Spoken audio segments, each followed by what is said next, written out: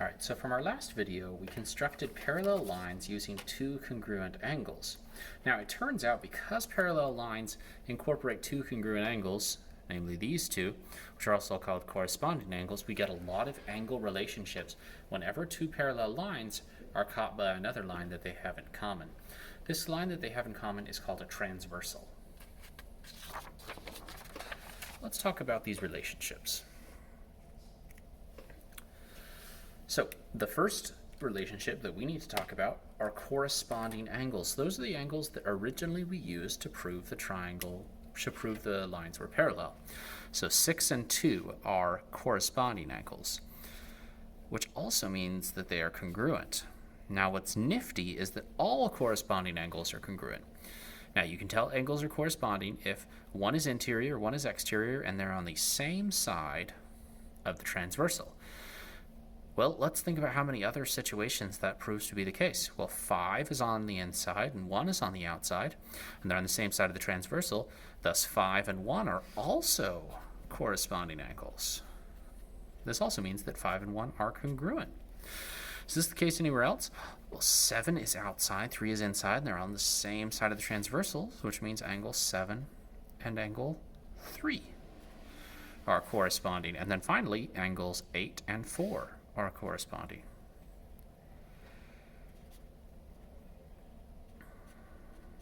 So there are 4 sets of corresponding angles that we see here, and all corresponding angles are congruent to the angles they correspond to.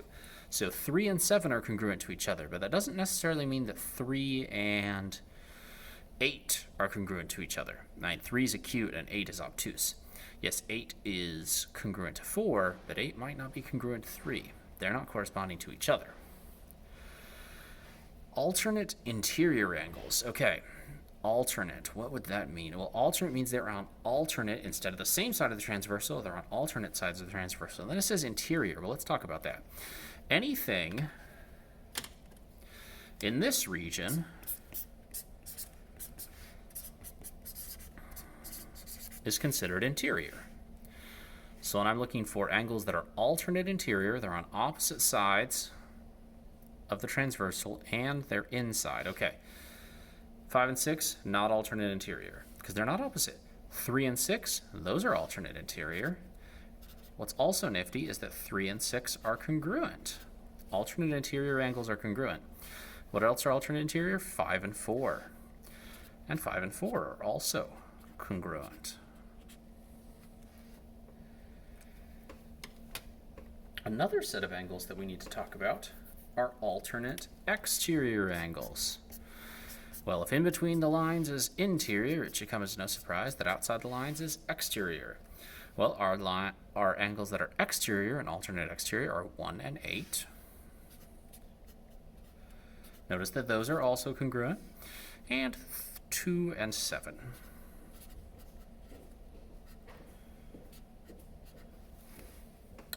Okay, so notice all the relationships we've talked about so far, they've been congruent, but there's one pair of angles, the consecutive interior. Now, alternate interior is they're on alternate sides of the line.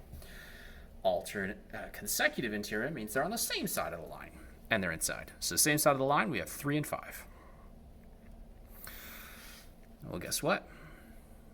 The measure of angle 3 plus the measure of angle 5 is equal to 180. So consecutive interior angles are the only pairs that are not congruent. They add up to 180. Also the measure of 4 and 6.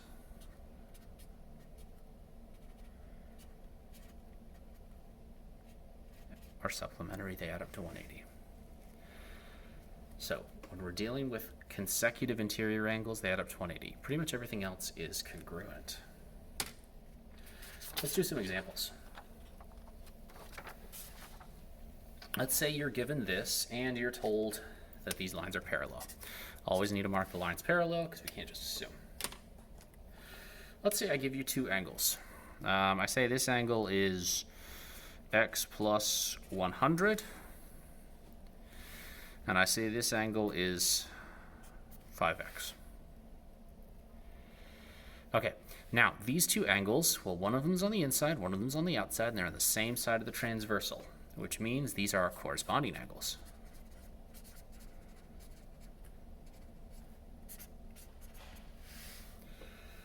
So if they're corresponding angles, they're congruent, which means that x plus 100 equals 5x. Let's go ahead and subtract x from each side.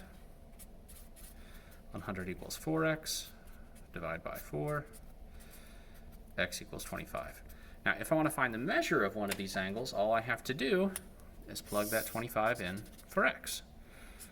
So we have 25 plus 100 gives us 125. Hooray! Now, 125 looks about right. That's an obtuse angle. There we go, corresponding angles. What if I gave you something like this?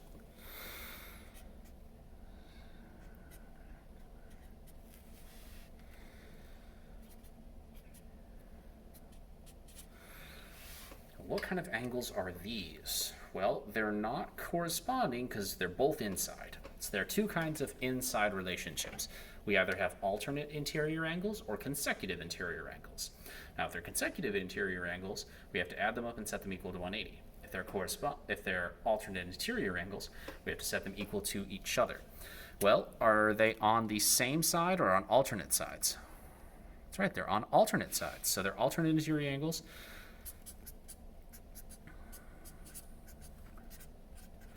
Which means that they are congruent, so 7x minus 5 equals 3x plus 10.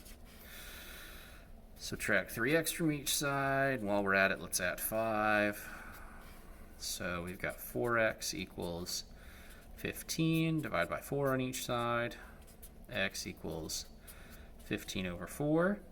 And if I wanted to find the measure of any one of those angles, I would plug in this 15 over 4 in for x.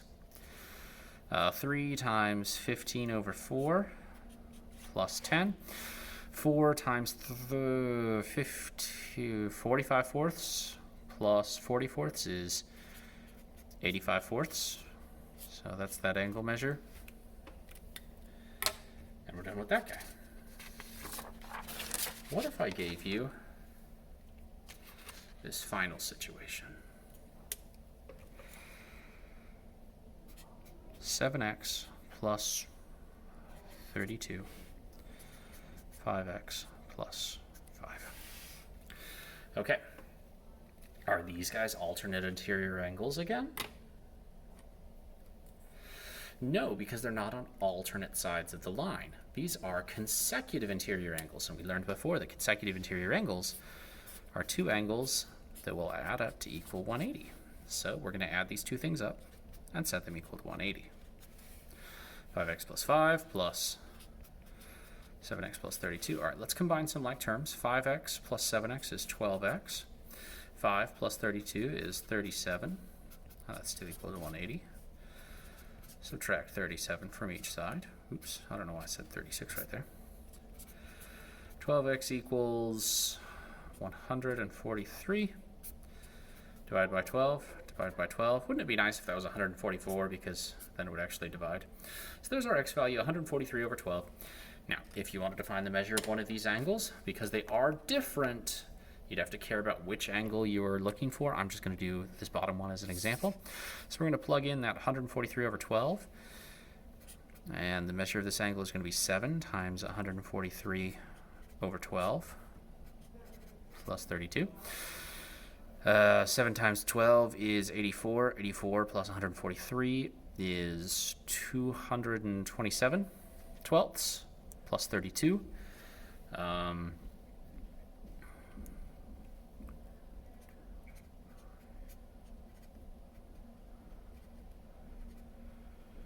Which is another big number. I can't do that one in my head.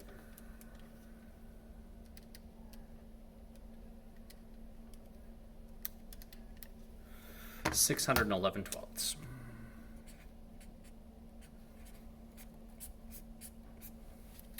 And that's how we're going to use parallel and lines and transversals in order to solve problems.